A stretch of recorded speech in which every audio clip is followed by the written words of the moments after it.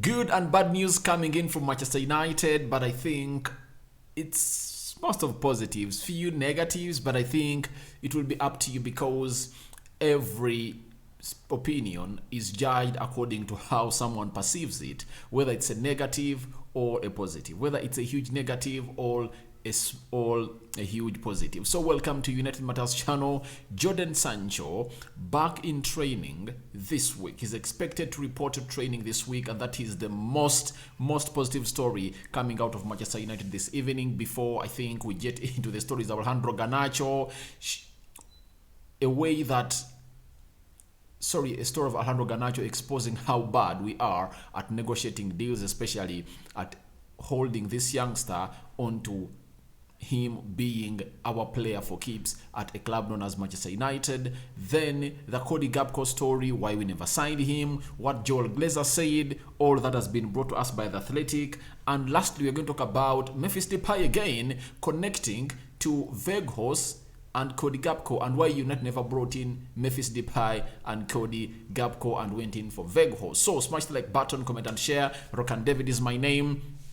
I think after this story later, like 2-3 hours from now, I'm going to come back and bring you the press conference of Erik ten Hag and what he went ahead to say about Weghorst ahead of the Crystal Palace game. Is he going to start him or not? That is going to come back. That's going to come up in the next video that I'm going to upload after this one. So it's a Tuesday, and you know tomorrow it's match day. We are playing against Crystal Palace, Selhurst Park, and obviously we can't wait to see our team really go ahead and really play. But remember, Casemiro and Freddy are really having 4 yellow cards. If at all they really get a yellow card, a 5th yellow card, they might miss out on a game of Arsenal, depending on how the rules are really stipulated, because they say if at all you don't accumulate five yellow cards in 19 games, yet that is going to be the 19th game of the season. So is it going to be null and void or not? That will be explained to us by the experts as far as those rules are really concerned. Now let's go to this story brought to us by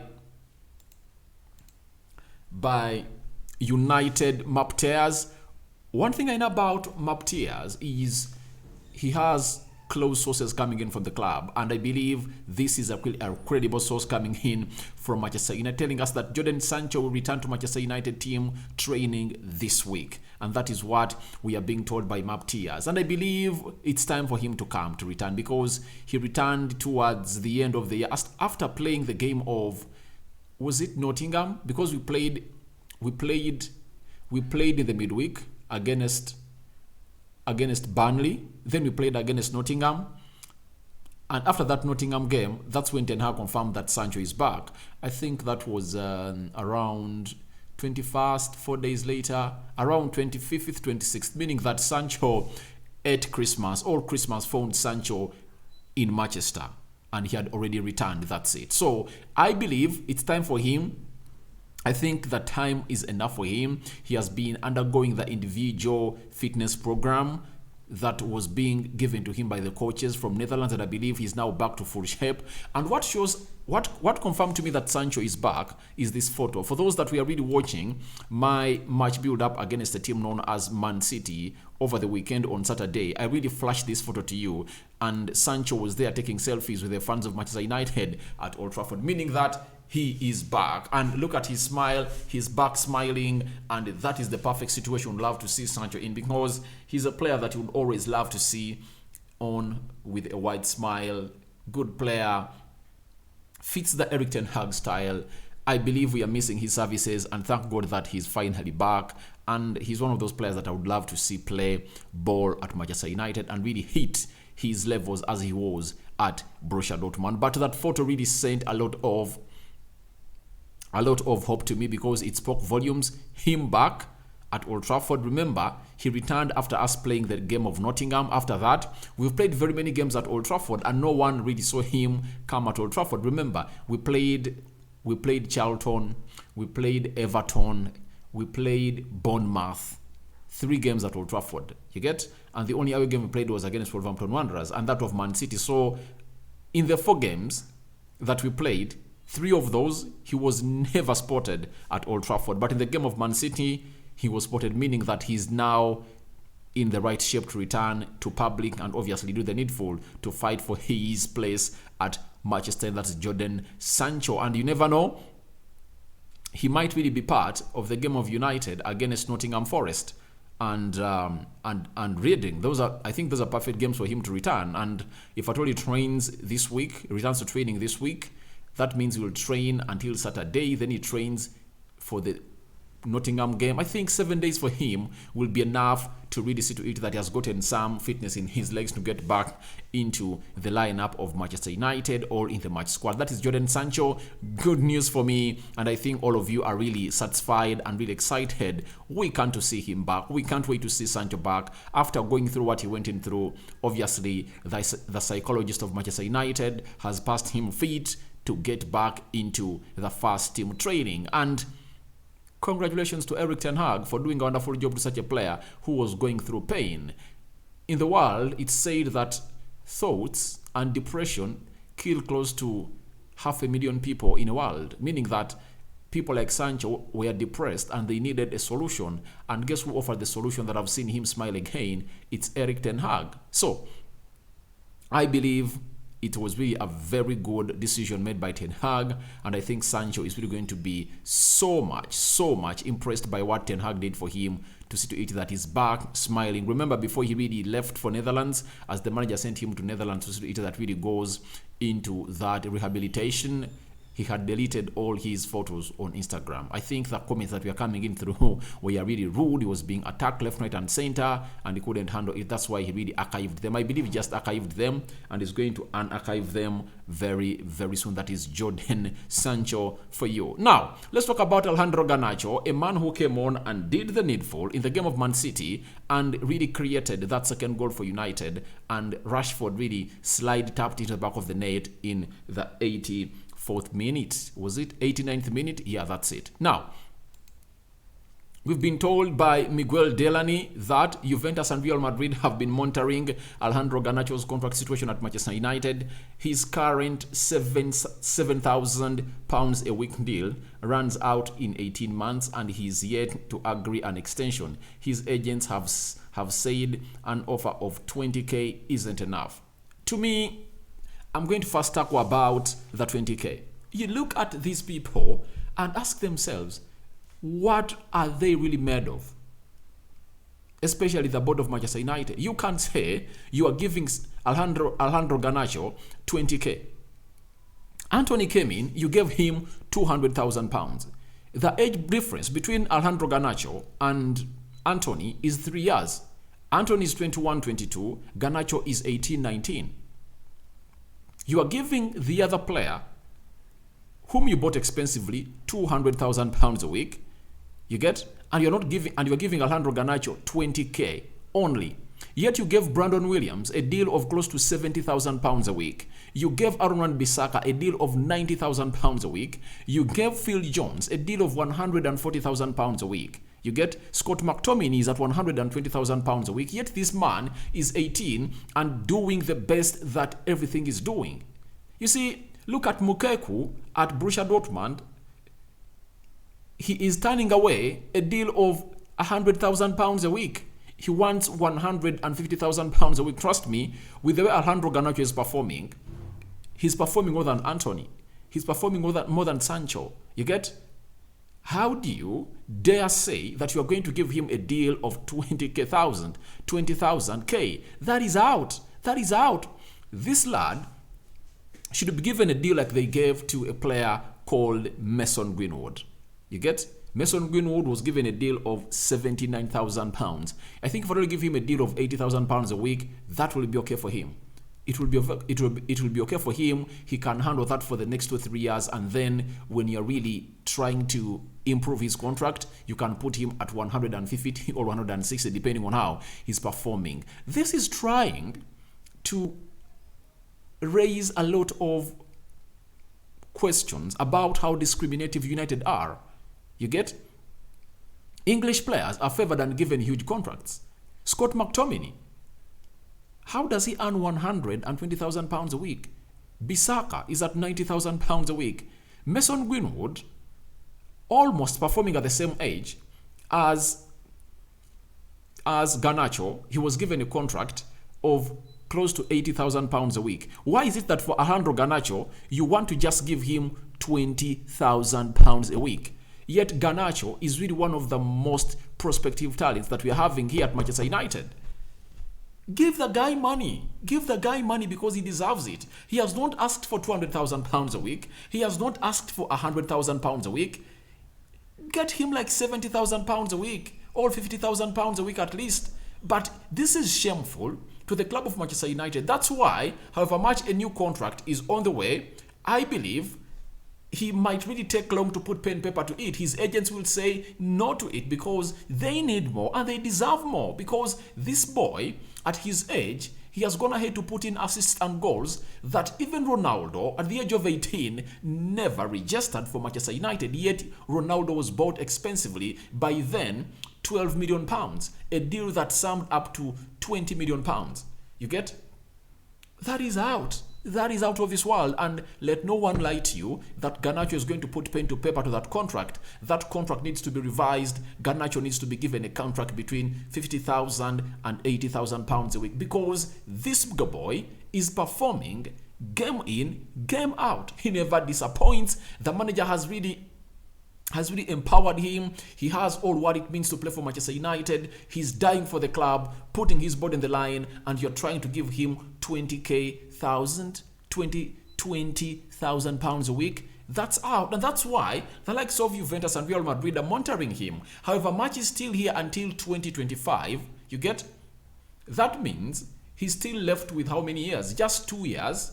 You get? From the summer, those will be 2 years left on his contract, meaning that United needs to speed up and really tie this boy onto a more improved contract that him and his agent will agree on. And I'm asking myself, if I told you are going to give Paul Pogba a contract of £40,000 a week and he turned it down, why don't you give Alejandro Garnacho £80,000 a week? Give him that amount of money. Paul Pogba had done nothing in his career at Manchester United. Look at Garnacho. At that age, he has not snubbed us as Pogba did. This good boy is one of the best talents United is ever going to have in the next 10 years. We have to tie him on a new contract to stop the likes of the Dortmunds coming in through. Now, we are having a story coming in from Jack Tarbolt. He's a football correspondent for the transfer.com. He's telling us that club sources of Manchester United have stressed that Alejandro Garnacho is not for sale at any cost and are relaxed about the contract situation amid interest from Real Madrid and Juventus. Now look at what they're talking about. Give the boy the money. You are not relaxed at all because Alejandro Garnacho has a lot of power in him. He's going to play this season, play very well. Next season, he's going to be playing at a different level altogether. By the end of next season of 2023-2024, Garnacho will be left with just 1 year on his contract. Now, you have to give him what he wants, because the earlier you do it, the better. The more you delay, the more Garnacho will even call for £150,000 a week. Mukuku from Borussia Dortmund capitalized onto that. You get? They're giving him a deal of £100,000 a week. He's saying no to it because he knows that in the summer he's going to be up for free and very many teams will be willing to sign him.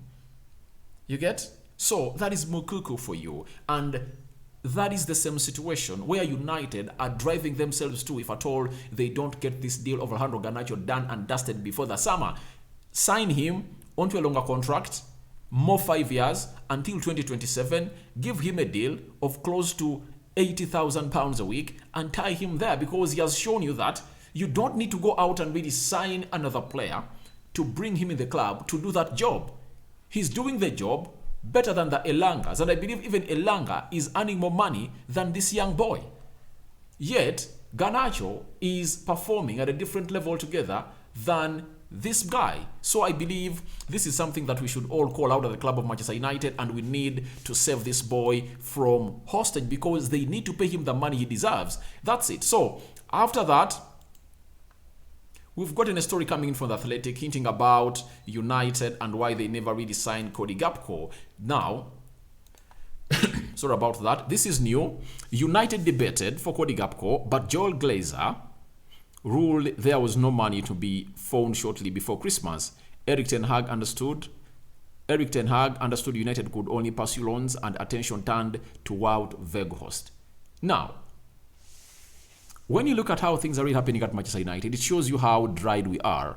And the Glazers, having been a team that is so much clinged onto getting dividends out of Manchester United, they found it hard to spend money, yet they never got dividends for the last quarter of the year.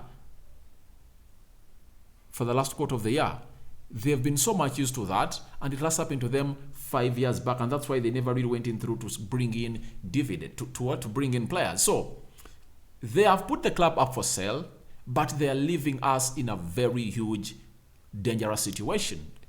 Trust me, if there was like £50 million on the disposal of Erik ten Hag to spend, he would have brought in Cody Gakpo at £37 million, and that £13 million would have really used it to bring in maybe João Felix or any other player to come up and boost up this squad of Manchester United to fight for the title. We are in a very good situation, very good position, but the problem we are having is that our squad is really lacking depth. You get? From the bench, there are few players that can impact those players. That's it. And you see, it's all about the improvisation of Erik ten Hag that now Luke Shaw can come in and really play on the left side of the central defense. You get? Now, at least for that, you know that if at all Lisandro Martinez is away, that can be done by that player. But who can come in for Rafael Varane? That's the big question. Who can come in for Casemiro? That's the big question. You get? Anton Martial, Weghorst is there. Rashford, Alejandro Garnacho is there. That's why I was happy to see that Sancho is back. I want to see Sancho coming back and integrated into competition with Antony, because Antony is scoring in goals but is not yet there. But I believe if at all you put Sancho on that right side, he can offer us more than what Antony is offering us. So that's why I was happy for that. So I believe we are having some two positions at Manchester United, of which we are left with only one option. If Rafael Varane is away, we are really in deep shit. No replacement. Harry Maguire, Lindelof can't come close. If Casemiro is away, who can come in and play in the central defensive midfield? I've heard very many people coming out and really thinking of a player called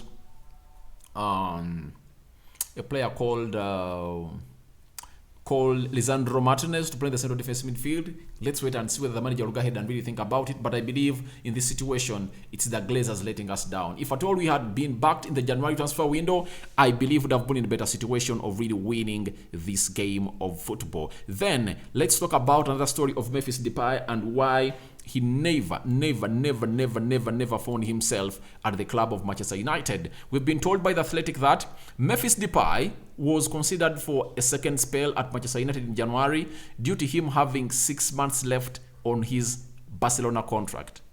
But Depay wanted a long-term deal to return, which United were not prepared to offer given the tightened financial picture. Now, why are the Glazers here? And I think they are really doing things that are really unprecedented. Has the situation just knocked them? Was it a hammer blow? As it stands, I believe the Glazers maybe thought that they are going to be getting in some money, but they found themselves spending £150 million on two players. That is Casemiro and Antony. Maybe that will drain their pockets, but I believe for any club, they are supposed to be having a reserve. Where was the reserve? Meaning that we are being run in a situation that even if we fell into a financial crisis, we had no reserve left for United. Because if at all the reserve was there, in the January transfer window, would have gone ahead to really bring in Cody Gakpo, get some money from the reserve. Savings of the club, they are nowhere to be seen. So, they couldn't offer Memphis Depay a deal he wanted. Depay wanted a long contract. United were not willing to offer it. So it shows you how ugly we are, and let's pray to God that the takeover happens now and we see to it that the Glazers are really shown the exit door out of our club. So guys, thank you very much for watching in through. Tell me your thoughts about Jadon Sancho back in training this week. What are your thoughts about it? Then the Alejandro Garnacho situation, the board really trying to really downplay his efforts by not wanting to give him the contract he wants. Then the Cody Gakpo and Memphis Depay situation that indicate how alarming financially we are at the club of Manchester United. So it's not immaculate at all. Will we bounce back? I doubt. Unless otherwise we get in new people that are rerunning this club. May the Almighty Lord bless you abundantly. I'm out.